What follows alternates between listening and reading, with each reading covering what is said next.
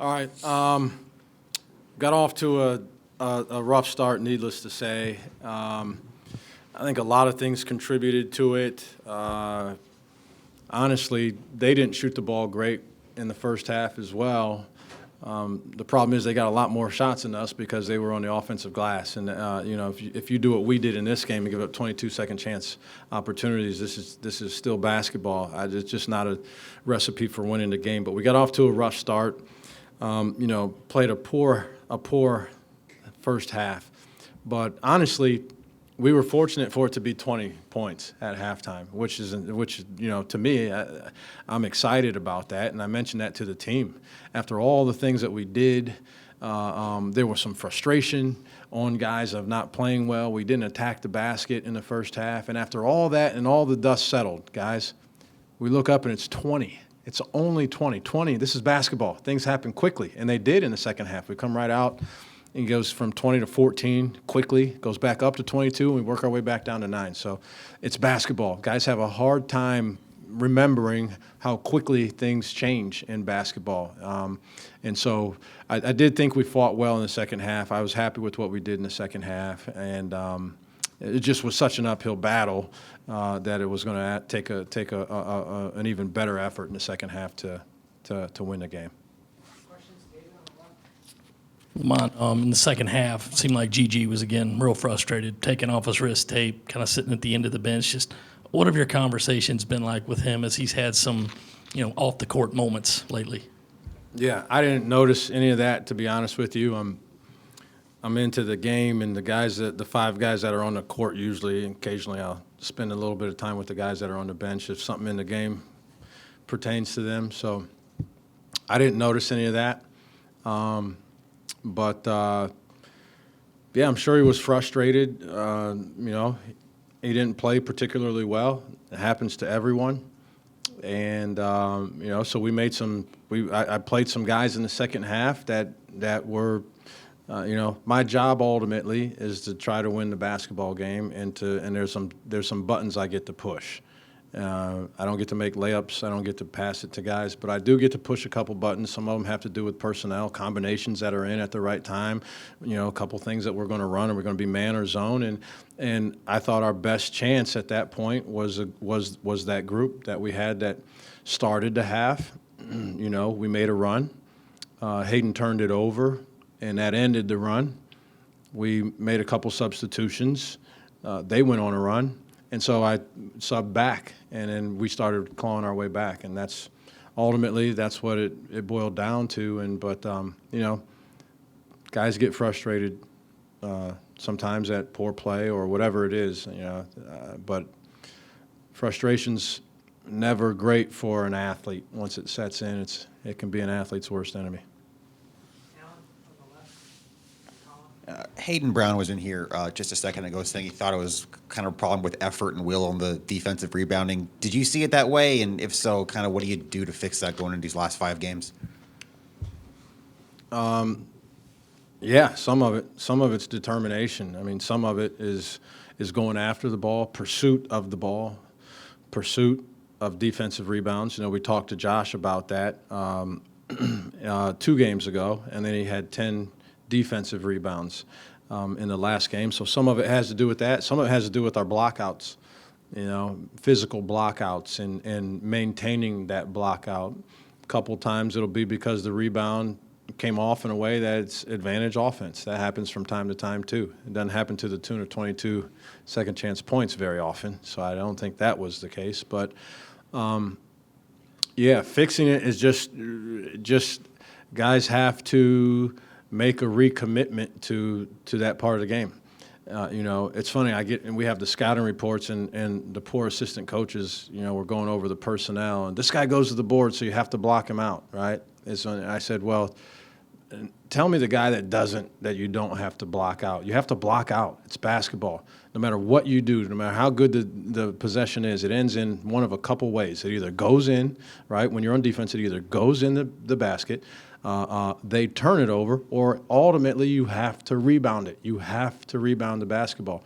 And we did not do a good job once we got a stop, whether it was because of good defense or bad defense and they missed a shot. We did not secure the rebounds. And so, we've had other games where we defensive rebounded really well. You have to do it.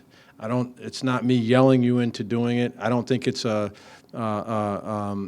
issue where we don't value what a defensive rebound means. You have to just do it. You have to do it. And so, we'll have to do it better.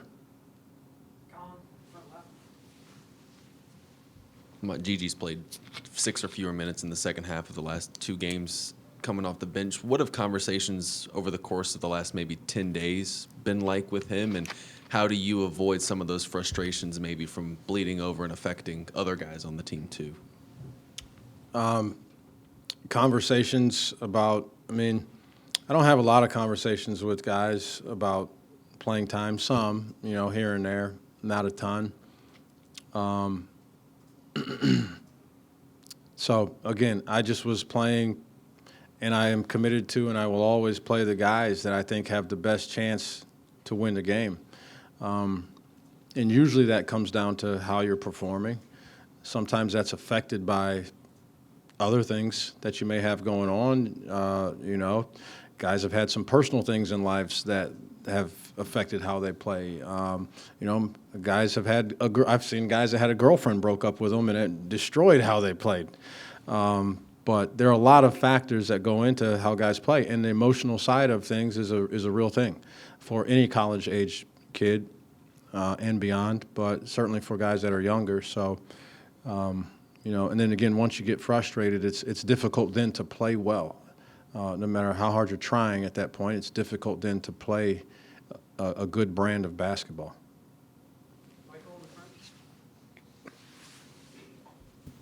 I know you guys have played some really tough teams at home, but still haven't had that first SEC win yet at home. Is there anything you can maybe put your finger on as to why we've seen some of this team's best efforts, at Kentucky and on the road?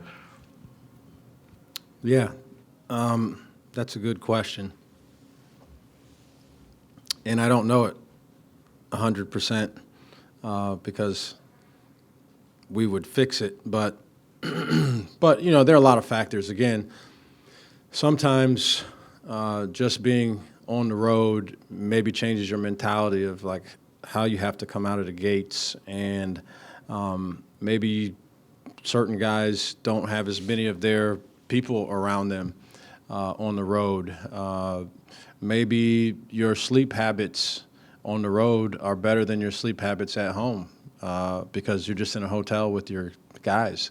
There are a lot of things that it could boil down to. Maybe guys are more comfortable just, again, with a lack of perceived pressure when you're on the road. It could be a lot of different things, but I don't know. But we need to play better at home. We just need to play better in general. We had been playing better, to be honest with you, but certainly there's evidence that we have played better on the road.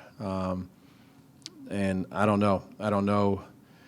My Chattanooga team last year had the most road wins in all of Division I. So our preparation is the same. I'm committed to that. I try to prepare in the same exact way to make it as normal as possible, so that on the road we are ready to perform. And we've just performed better on the road than we have at home. Josh has been starting now for a couple of weeks, has had another big rebounding night tonight when you guys were struggling in that area. Just kind of what has been the growth or development in him, in this late half of the season, do you feel like? Yeah, part of it is finding something that you can sink your teeth into as a player, that you can do it and you're good at it. That for the most part it's an effort thing. And that is valued by your team and helps your team win. And so I think that breeds confidence.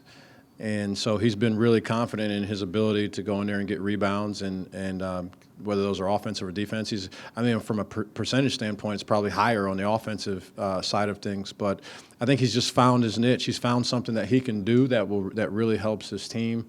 And I think it's really sparked his confidence, which is probably the beginning of growth and improvement. Is when you're confident.